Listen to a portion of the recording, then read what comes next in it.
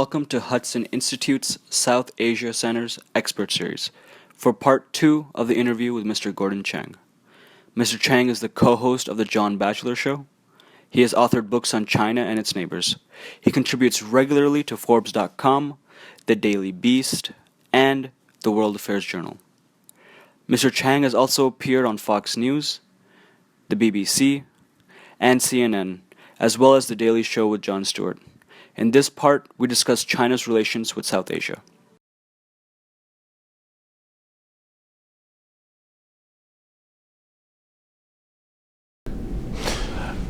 I think Beijing policymakers looked at a map and they saw that they could avoid the choke point of the Strait of Malacca, which connects the Indian Ocean to the South China Sea.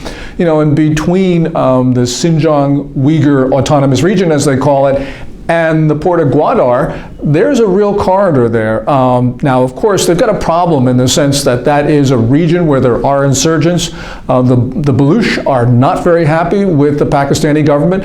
And Baluchistan is what? 44% of the size of the entire country.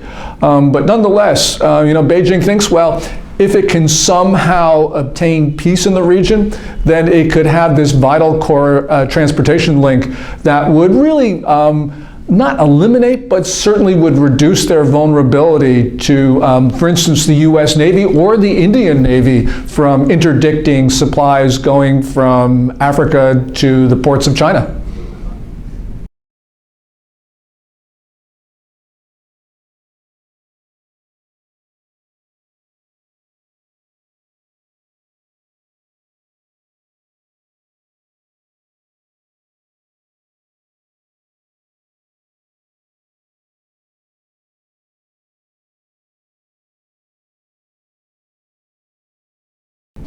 Well, there are a lot of elements in Beijing, and I think that they view India very differently.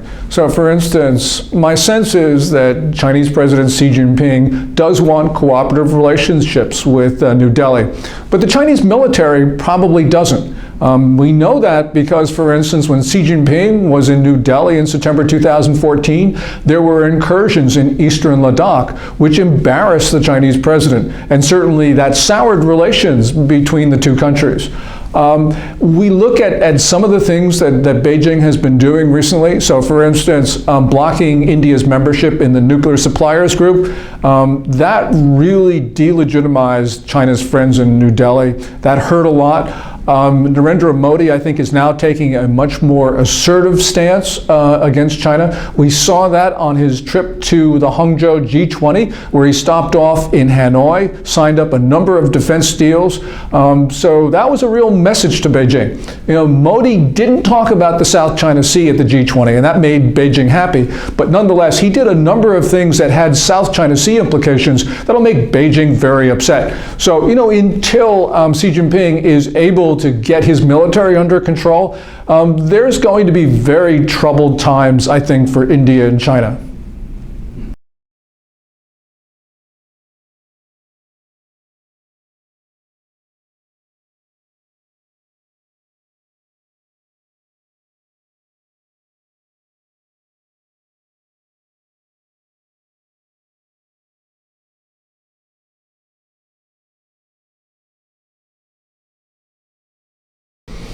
I don't really know how everybody in Beijing thinks about this, but nonetheless, we've seen a China which has not really been trying to influence and persuade people around the region. They've been just trying to overpower them. And my real sense is that essentially Beijing is trying to do that with Pakistan as well, trying to flood the country with Chinese money and sort of make sure that everybody has to salute Beijing.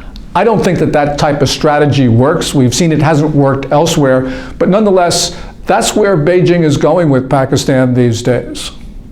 Can you elaborate on other places where it hasn't worked? We've seen this in a number of Beijing's relationships with other countries. So, for instance, with Taiwan. the Chinese strategy there was essentially to make sure that hearts and minds followed, good cross-strait relations, but it didn't work. On January 16th, there was an election, and China's friends lost the election, sweeping rejection of the Kuomintang, President Ma Ying-jeou's views of cooperative relations with Beijing. They got the Democratic Progressive Party, which is going to push Taiwan in other directions. Hong Kong, actually part of the People's Republic of China, where Chinese investment just dominates the economy. But in the recent LegCo elections, Beijing's friends lost. The localists won. This was a stunning rejection of China. And you look around the region, this has occurred, where China has tried to flood a country with money, but it hasn't worked. Democracies tend to work in funny ways, especially for people who come from authoritarian states. They just don't understand it.